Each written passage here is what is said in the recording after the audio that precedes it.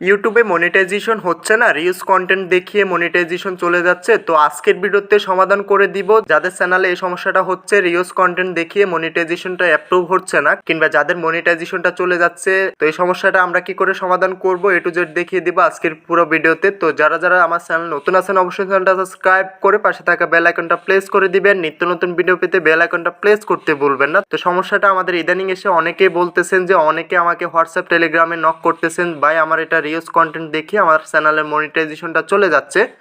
তো এটার জন্য আমরা কি করব, তো এটার জন্য আমরা কি করতে হবে আজকের পুরো ভিডিওতে এ টু জেড বিস্তারিত বুঝিয়ে দেওয়ার চেষ্টা করব। তো এটার জন্য সর্বপ্রথম আমরা কি করতে হবে, রিলস কন্টেন্ট হচ্ছে আমরা যদি অন্যের কোনো ভিডিও কিংবা অন্যের কোনো কন্টেন্ট আমরা ইউটিউব থেকে ডাউনলোড করে আবারও আমাদের চ্যানেলে আপলোড করে দেই কোনো প্রকার কাস্টমাইজ করা ছাড়া। তো সেই ক্ষেত্রে আমাদের ওই চ্যানেলগুলোতে রিলস কন্টেন্ট দেখে আমাদের মনিটাইজেশনটা অফ করে দেওয়া হয় কিংবা মনিটাইজেশনের জন্য আপিল করলে তারা মনিটাইজেশনটা গ্রহণ করে না, অ্যাপ্রুভ করে না।